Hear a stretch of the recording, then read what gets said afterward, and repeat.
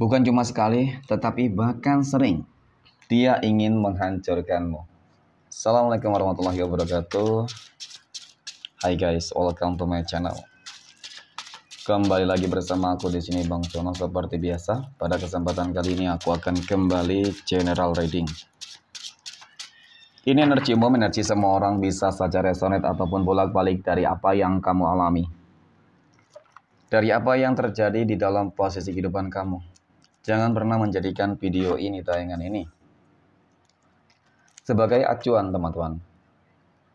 Ya, di dalam kehidupan kamu, jadikan video ini, tayangan ini hanya sebagai hiburan semata. Oke? Hanya sebagai hiburan semata. Ya, anggap aja deh, setiap readingan yang sifatnya positif itu sebagai doa. Dan setiap readingan yang sifatnya negatif sebagai bahan perbaikan diri bagi kita semua, dan itu semua aku kembalikan pada Tuhan Sang Maha Pencipta dan pada diri kamu masing-masing. Oke, nah di sini kartu tarot sudah aku shuffle, aku acak dan aku pilih teman-teman. Kemudian kita akan langsung melihat kondisi energi, ya, tema kita kali ini. Oke, bukan cuma sekali tetapi bahkan, ya, seseorang sering ingin menghancurkan hidupmu. Fokus, konsentrasi, dan aku akan langsung mulai menarik energinya dari kartu yang pertama. Bismillahirrahmanirrahim. Pada kartu yang pertama aku punya The Chariot. The Chariot muncul hadir sebagai energi pembuka, dan jika aku fokuskan energi kartu pertama ini terhadap, ya, seseorang yang aku maksud teman-teman, ingin menghancurkan kehidupanmu, ternyata dari kartu pertama ini cukup menggambarkan tentang bagaimana upaya-upaya yang terus-menerus dia lakukan. Ya. Upaya-upaya yang terus dia lakukan untuk menghancurkan kehidupanmu. Oke. Nah, ketika kita berbicara terkait dengan adanya energi yang berupaya untuk menghancurkan kehidupanmu, teman-teman, tentu di sini cukup banget menggambarkan tentang bagaimana seseorang tersebut seperti memang sangat berambisi, ya teman-teman. Seperti ingin menguasai, seperti ingin menghancurkan, seperti ingin membalas dendam, ataupun mungkin yang lain. Ya, jadi kita akan melihat lebih dalam terkait dengan energinya. Kemudian pada kartu yang kedua aku punya Nine of Cups ataupun 9 cangkir, teman-teman. Nah, apa sih yang melatar belakangi seseorang tersebut kok ingin menghancurkan kehidupan kamu, teman-teman? Ya, apa sih yang membuat dia seolah-olah kok benar-benar ingin membuat kehidupan kamu menderita?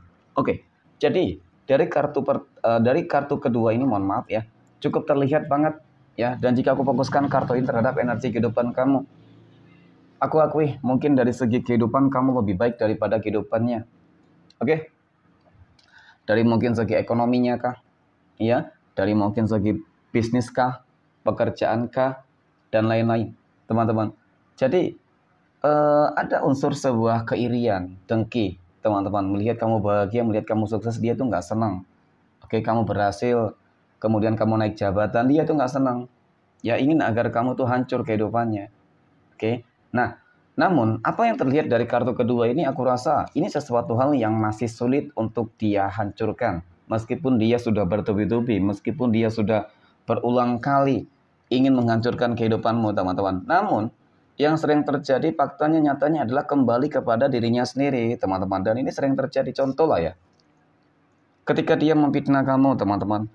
Memfitnah kamu, ya, kemudian mengadu domba, kemudian membuat orang lain agar benci kepada kamu. Ya, paling tidak fitnah lah ya. Jadi ketika dia memfitnah, pasti selalu kembali kepada dirinya sendiri.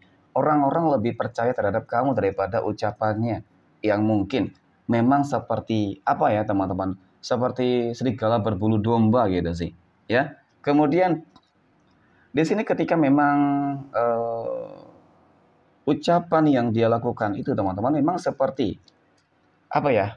Selalu mengandung 1000 keburukan, ya.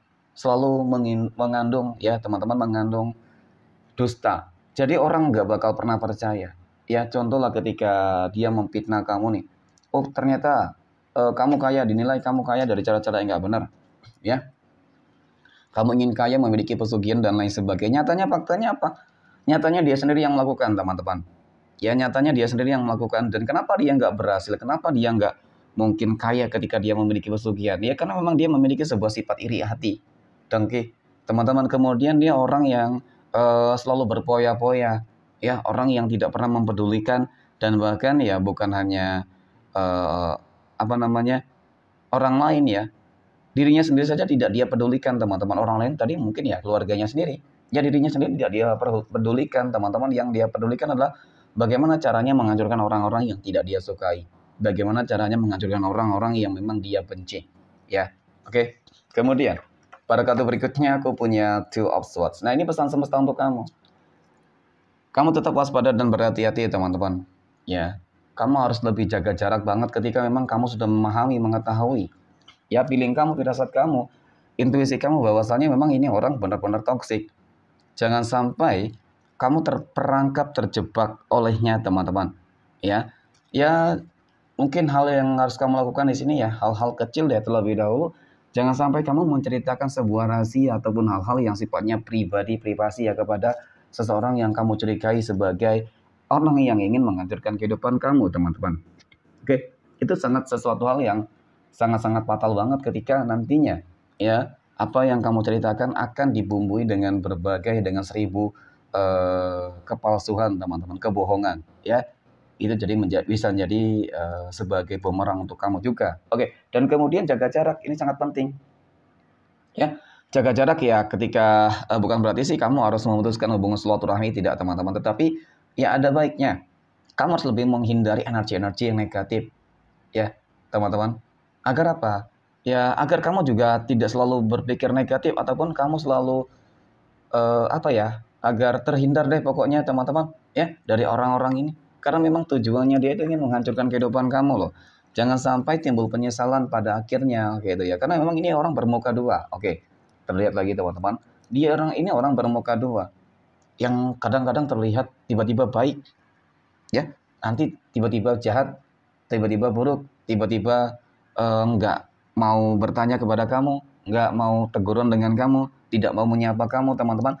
Nah itu, ya, ternyata kebaikan-kebaikan yang dilakukan itu ya tentu semuanya ada maksud, ya ada tujuan. Nah, apalagi ketika intuisi kamu itu dibarengi dengan berbagai lambang-lambang ya, yang selalu kamu dapatkan mungkin melalui dari mimpi, ya. Jadi memang kalau dikatakan tidak hanya satu, ya seperti itu, teman-teman ya. Jadi banyak orang-orang yang sebenarnya ingin menghancurkan kehidupan kamu. Mereka tuh iri dengki karena pencapaian. Oke, mohon maaf. Karena pencapaian dan kesuksesan kamu. Jadi seperti itu. Dan kemudian yang terakhir, aku punya Wheel of Fortune. Ya, ketika kamu lebih memilih untuk menghindari orang-orang toksik, energi-energi yang berenergi negatif, teman-teman, aku rasa itu jalan yang tepat ya. Daripada kamu harus berbaur dengan energi-energi negatif yang pada akhirnya nanti kamu juga akan terkontaminasi dengan mereka. Ya, jadi niscaya kamu akan selalu terproteksi ya. Jangan lupa untuk lebih mendekatkan diri kamu terhadap Tuhan masing-masing ya, teman-teman. Ya, agar kamu selalu terhindar dari yang namanya fitnah dunia, dari yang namanya black magic yang akan menghancurkan kamu. Ya, semoga apa yang mungkin dilakukan oleh orang-orang yang membenci kehidupan kamu, ya, teman-teman, itu bisa kembali kepada diri mereka sendiri. Apa yang mereka tanam bisa kembali kepada mereka. Oke, mungkin demikian reading untuk kesempatan kali ini. Terima kasih dan assalamualaikum warahmatullahi wabarakatuh.